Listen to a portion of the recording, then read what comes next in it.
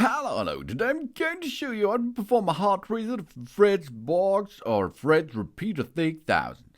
You have one button on that device, and if you switched on the device and you have trouble with it, and you cannot enter into the operation system or something else, it's possible to get the hard reset be done if you push and hold for around about 15 seconds the button which is on the Fritz Repeater 3000. And after this 15 seconds, you will see the Wi-Fi symbol will be white out and it will be perform a hard reset done. And then you can, after a second, you can enter into the Fritz Repeater 3000 again because it comes with a talk network, for example. And then, of course, you perform a setup and you're back in business. Thanks for watching. Please subscribe and give me a positive feedback and hope to see you again on my channel.